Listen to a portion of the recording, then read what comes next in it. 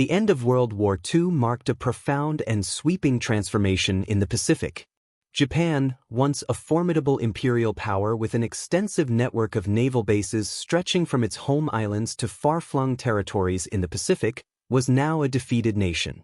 The surrender of Japan on September 2, 1945, led to the immediate cessation of hostilities, but the consequences for its vast military infrastructure were just beginning. The fate of Japan's naval bases, symbols of the empire's once overwhelming maritime dominance, would unfold within a context of dramatic geopolitical shifts, economic instability, and logistical challenges that would stretch for years beyond the war's official end. In the immediate aftermath of Japan's surrender, the scale of destruction was incomprehensible. Nearly every major city had been bombed to rubble, including the capital, Tokyo. The country was economically crippled, and its military power, once considered a model of strength and efficiency, was rendered obsolete by the overwhelming might of the Allied forces.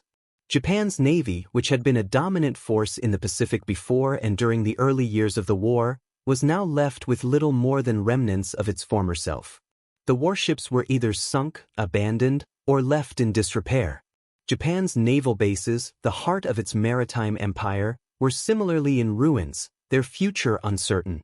The Allies, particularly the United States, took the immediate responsibility of overseeing the dismantling of Japan's military infrastructure. The sheer scale of the task was overwhelming. The number of naval bases, both on the Japanese home islands and in the territories Japan had occupied, numbered in the dozens. From the immense naval installations in Yokosuka, Kure, and Sasebo, to the remote bases in the Mariana Islands and the Philippines, the postwar task of dealing with Japan's naval infrastructure was monumental. At first, it was clear that Japan's naval bases, like much of the country's military assets, would be dismantled. The official Allied policy, under the terms of Japan's surrender, was to disarm and demilitarize the nation. Military equipment and facilities were either destroyed or repurposed. In many cases, entire bases were abandoned or left to deteriorate.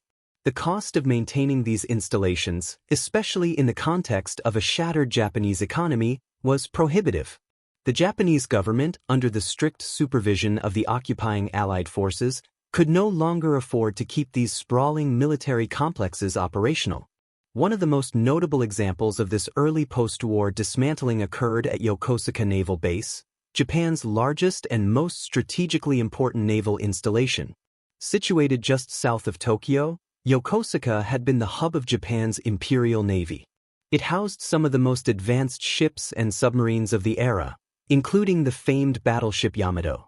After the war, the base was placed under Allied control, and its fate would be decided in the coming months. It was clear that the naval base, as it had existed before the war, could not survive. The U.S.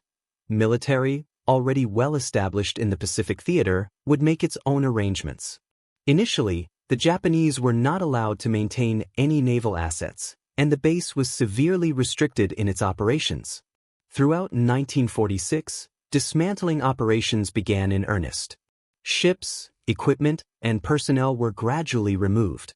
For some bases, such as those in Okinawa, where strategic positioning made them valuable to the U.S., the Allies would eventually decide to repurpose the facilities for their own use. Okinawa itself, for instance, would serve as a critical American military hub for the duration of the Cold War. However, even as some bases were kept active by the U.S. military, many others were simply abandoned. In Kure, located in the western part of Japan, the story was much the same. Once a key center for Japan's naval operations, the sprawling Kure Naval Arsenal and its surrounding bases were reduced to ruins. The shipyards, which had produced some of the most famous warships of the Imperial Navy, were now left with only skeletal remnants of their former capabilities. In 1945, the industrial complex had been a thriving center of production. But by 1946, with the Japanese surrender, much of the industrial output had ceased, and the need for such a massive warship production facility was no longer necessary. The Japanese government was left in a difficult position, attempting to rebuild the nation, but without the means to support a military of its former size. Across Japan's occupied territories, the situation was no less dire. In the Philippines, which had been a key location for Japan's naval operations in the Pacific, the once thriving bases at Manila and Cavite were left to decay. The facilities were stripped of valuable materials, and many of the ships that had been stationed there were either sunk or scrapped. The U.S. military, having successfully defeated the Japanese, no longer had any interest in maintaining the installations. Instead, efforts turned to clearing the wreckage and preparing the islands for civilian use. But the real economic pressures on Japan's naval infrastructure did not end with the destruction and abandonment of military facilities. In fact, they had only just begun. By 1947, Japan's economy was in freefall. The cost of rebuilding the country, along with the need for massive deindustrialization, meant that even the most basic of military assets could not be sustained. The Allied occupation authorities, led by the United States, pushed for a series of economic and social reforms that would focus on rebuilding Japan's economy, but in a manner that would not allow for the resurgence of military power. This policy of economic reform and demilitarization had direct consequences for Japan's naval bases. The materials and resources that had once been dedicated to naval construction and maintenance were now diverted toward rebuilding civilian infrastructure. Factories that had once produced aircraft, ships, and military equipment were retooled for civilian production. A large portion of the steel, copper, and aluminum that had been used for warships, airplanes, and other military technologies was now repurposed for rebuilding the country's economy. The dismantling of Japan's naval bases, while initially a top-down process guided by Allied military authority, would eventually take on a more localized character. As the years wore on, the local Japanese population, struggling with the severe economic constraints imposed by the occupation, began to take matters into their own hands. Many naval bases, now abandoned and deteriorating, were scavenged for materials. The bases at Sasebo, one of the major naval ports in southern Japan, became a source of salvaged metals and equipment. The rusted remnants of naval ships, once proud symbols of Japan's military might, were sold for scrap. By the late 1940s, Japan's naval infrastructure, which had once been at the heart of an empire, was being broken down and sold for a fraction of its original value. Still, for all the destruction and repurposing, the process of dismantling Japan's naval bases was not without complexity. Some locations, especially those closer to vital economic zones or with strategic value, were kept in a state of limbo. The U.S. military, with its own interests in the Pacific, maintained a presence at certain bases, even as the Japanese government struggled to assert control over its own territory. In these cases, the transition from a military base to civilian use was slow and fraught with tension. The U.S. occupation forces controlled large portions of the infrastructure, while Japan, in its post-war state, could only watch as foreign powers maintain their hold over key strategic sites. The naval bases that had once been critical to Japan's imperial ambitions were now symbols of a defeated empire. The scale of the task ahead, the dismantling, scrapping, and repurposing of these bases, was immense. The consequences of their fall were more than just material. Japan's entire post-war identity would be shaped by the process of abandonment and destruction. The legacy of Japan's naval power and the fate of its naval bases would remain an indelible part of the nation's history, but it was one that would unfold in a manner far different from the grand designs of the Imperial Navy. In the years following Japan's surrender, the transformation of its naval bases into civilian sites continued apace, though not without complications. As the U.S. military maintained a strong presence in the Pacific, certain bases retained strategic value even as Japan struggled to recover from its catastrophic defeat. The question of how to repurpose these once mighty installations loomed large, and decisions made during the occupation years would have far-reaching consequences for Japan's post-war landscape.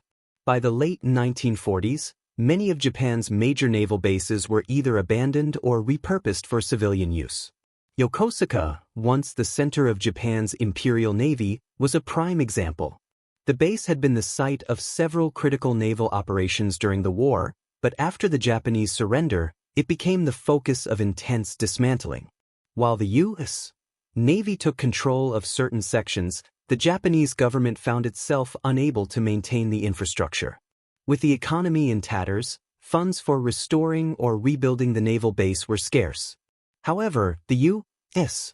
military soon saw the strategic potential of the site and, despite the ongoing process of demilitarization, began to maintain a significant presence at Yokosuka. It would eventually become a key American naval base during the Cold War, with its importance increasing throughout the 1950s as the Korean War unfolded and tensions in the Pacific deepened. Though Yokosuka was retained as a military installation by the United States, many of Japan's other naval bases faced a very different fate. Kure, one of Japan's primary naval arsenals, was another major site of transformation. Once home to the Imperial Navy's massive battleships and cruisers, Kure's sprawling shipyards and dry docks had been left in ruin after the war. The city itself had been heavily bombed, with much of its industrial infrastructure destroyed. By the time the Allies completed the process of dismantling and deactivating the naval base, Kure's former shipyards had been largely abandoned.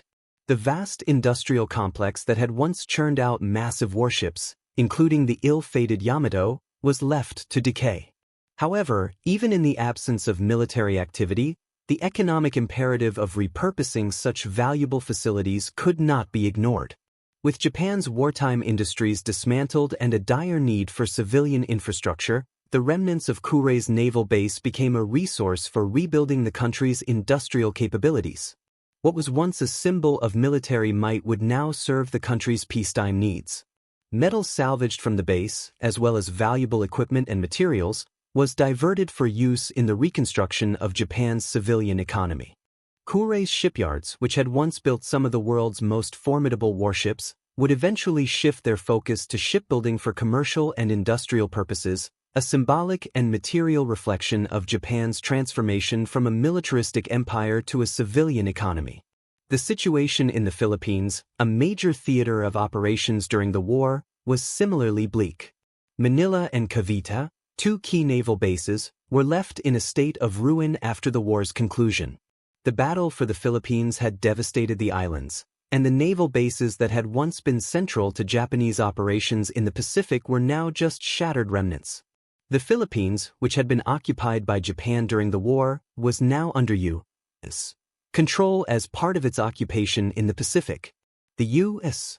military had no interest in maintaining the old Japanese facilities, and the Japanese government, still reeling from the economic collapse, could not afford to restore them. In the case of Manila, the city itself had been heavily damaged during the liberation battles of 1945, and the naval base was left in a state of total disrepair. Ships that had once docked at the base were either sunk or abandoned, and the facilities were stripped of any useful equipment. In the years following the war, the U.S. military dismantled what was left, removing both military structures and the equipment that had been left behind. By the late 1940s, the base, along with many others in the Philippines, was officially deactivated, its function replaced by new American military installations built to serve Cold War needs. Similarly, in the South Pacific, many of Japan's forward naval bases, such as those in the Mariana Islands, were effectively abandoned. These bases had played a crucial role in the Imperial Navy's operations, but by 1945, with Japan's surrender and the subsequent collapse of its military, their strategic value had evaporated. In the years following the war, the U.S. military consolidated its presence in the Pacific, and many of these once thriving outposts were turned over to American control or left to deteriorate. Some bases, such as those on Guam, would remain in use by the U.S. military, but many others, like those on smaller islands, were simply abandoned. The fate of Japan's former naval bases, though varied, was united by a common theme, a sharp and unavoidable decline. As the war wound down and the demands of post-war reconstruction took precedence, the bases that had once been critical to Japan's imperial ambitions were now just expensive relics. The country's military-industrial complex, once one of the most advanced in the world, was no longer relevant. For many of Japan's naval bases, the most realistic future lay in being dismantled and repurposed, often for scrap metal or civilian use. The true scale of this transformation can be measured not just in the physical destruction of military infrastructure but also in the long-term economic impact it had on Japan's industrial landscape. By 1950, Japan's government, under the auspices of the U.S.-led occupation, had begun to prioritize rebuilding the civilian economy. This involved a shift away from military production and a focus on industrial sectors that could drive economic growth without the heavy burden of military infrastructure.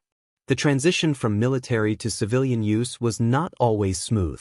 Former naval bases like those at Sasebo, once home to Japan's largest shipyards, now faced the harsh reality of being too costly to maintain for military purposes. Instead, these facilities were gradually converted into commercial shipyards. The vast networks of docks, dry docks, and warehouses once dedicated to the construction of battleships were now employed in the production of merchant vessels, cargo ships, and tankers to support Japan's post-war trade. The costs of maintaining the remnants of Japan's former naval power continued to weigh heavily on the nation. Even as efforts to repurpose naval bases continued, the economic strain of such transformations was profound. Many sites, particularly on Japan's smaller islands, faced neglect. The local populations, often struggling with their own post-war hardships, could not afford to invest in preserving or revitalizing these sites. Some naval bases, left entirely to the elements, decayed further, their ruins becoming haunting reminders of a bygone era. In some cases, such as at the port of Sasebo, the Japanese government made attempts to restore the facilities. However, the financial resources simply were not there. The need for large-scale military installations had disappeared with the surrender, and maintaining such sites in a peacetime economy, one under the constraints of occupation and economic austerity, was unrealistic. By the mid-1950s, the remaining naval bases, many of which had once been the pride of the Imperial Navy, had largely been dismantled or repurposed. The remnants of Japan's war machine had been broken down, salvaged, or simply forgotten.